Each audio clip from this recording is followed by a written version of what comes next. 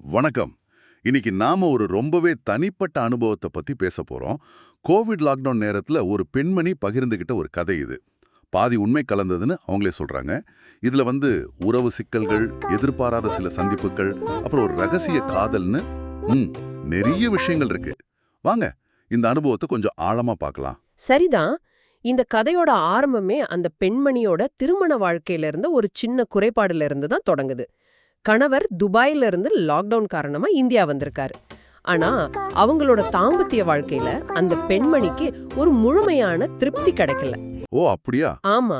கணவர் சீக்கிரமாவே திருப்தி அடைஞ்சிடுறதால அவங்களுக்குள்ள ஒரு வெறுமை, அதனால தனிப்பட்ட முறையில சுய இன்பம் மூலமா அவங்க ஒரு திருப்தியை தேடிக்க வேண்டிய ஒரு சூழல் உருவாகுது.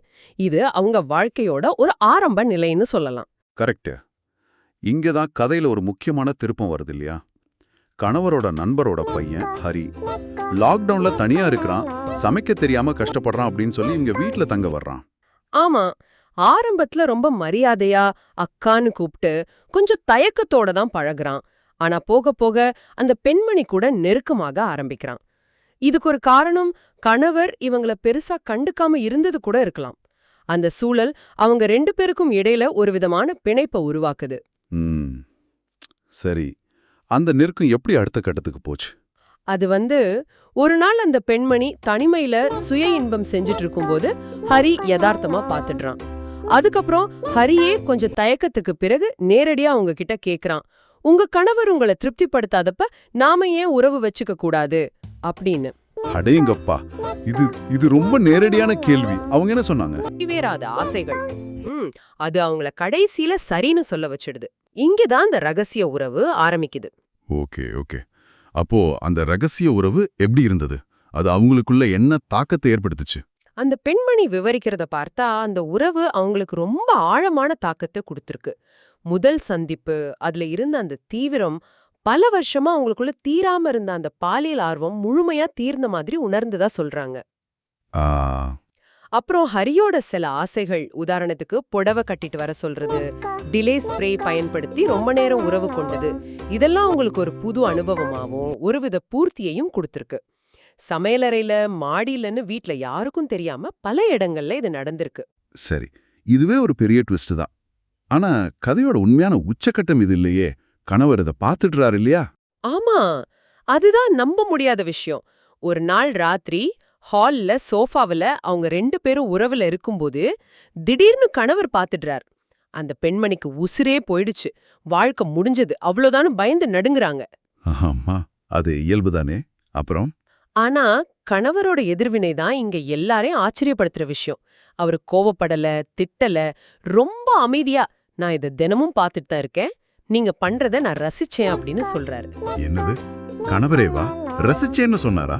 இது இது எப்படி சொல்றது? உண்மையிலே ரொம்ப ரொம்ப அசாதாரணமா இருக்கே.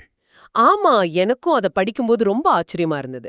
அது மட்டும் இல்லாம ஹரிக்கு தெரியாம நீங்க தொடர்ந்து பண்ணுங்கன்னு அவரே ஊக்கப்படுத்துறாரு.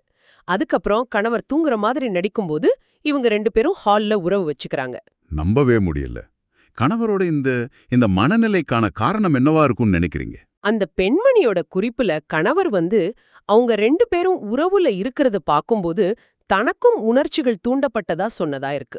ஒருவேளை தன் மனைவியோட அந்த சந்தோஷத்துல அவர் மறைமுகமா ஒரு திருப்தியை கண்டாரா, இல்ல இது வேற ஏதாவது சிக்கலான உளவியல் காரணமா நமக்கு தெரியாது. ஆனா இது உறவுகளுக்குள்ள வழக்கமா நாம எதிர்பார்க்கிற அந்த எல்லைகளையும் விதிகளையும் தாண்டி எவ்வளவு வித்தியாசமான புரிதல்கள், ஒப்பந்தங்கள் இருக்கலாம்ங்கிறத காட்டுது. அப்போ கணவர் துபாய்க்கு திரும்ப போன பிறகும் இது தொடர்ந்ததா? ஆமாம், கணவர் துபாய் போன பிறகும் அந்த பெண்மணியும் ஹரியும் அடிக்கடி சந்திச்சு உறவு வச்சுக்கிறாங்க. அதோட அத வீடியோ எடுத்து கணவருக்கு அனுப்புறதாவும் அந்த பெண்மணி சொல்றாங்க. ஆக மொத்தம் ஒரு திருப்தி இல்லாத உறவுல ஆரம்பிச்சு ஒரு ரகசிய காதலா மாறி கடைசியில கணவரோட ஒருவிதமான சம்மதத்தோடவே தொடர்ற ஒரு ஒரு ரொம்ப விசித்திரமான பயணமா அது இருக்கு. சரிதான். இது பாதி உண்மைன்னு சொல்லப்பட்டாலும் கூட இந்த அனுபவம் மனித ஆசைகளோட சிக்கலான தன்மையையும் உறவுகளுக்குள்ள நம்ம எதிர்பார்க்காத வடிவங்கள் எப்படி உருவாகுங்கிறதையும் காட்டுது. குறிப்பா லாக்டவுன் மாதிரியான ஒரு அசாதாரணமான சூழல் தனிப்பட்ட எல்லைகளையும் உறவு முறைகளையும் எப்படி மாற்றி அமைக்க முடியுங்கிறதுக்கு இது ஒரு உதாரணம். நிச்சயமா நீங்க இதை கேட்டதுக்கு அப்புறம் இந்த மாதிரி சூழல்கள்ல தனிப்பட்ட விருப்பங்கள், சமூகம் வரையறுத்த ஒழுக்க விதிகள், உறவுகளோட வரையறைகள் இதெல்லாம் எப்படி கேள்விக்குள்ளாக்கப்படுது, எப்படி மாறலாம்னு யோசிச்சு பாருங்க. ஆமா, இது ஒரு தனிப்பட்ட அனுபவமா இருந்தாலும் இது எழுப்புற கேள்விகள் பொதுவானவ.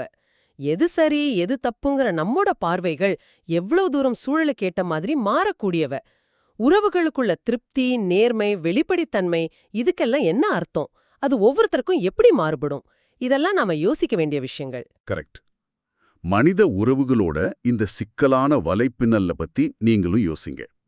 தனிப்பட்ட ஆசைகளுக்கும் சமூக எதிர்பார்ப்புகளுக்கும் இடையில நடக்கிற இந்த இழுவரி இருக்கே, அது ரொம்ப ஆழமானது. ஒரு உறவோட எல்லைகளை யார் முடிவு செய்றா? சம்பந்தப்பட்டவங்களா இல்ல இந்த சமூகமா? இது நீங்க யோசிக்க வேண்டிய ஒரு கேள்வி.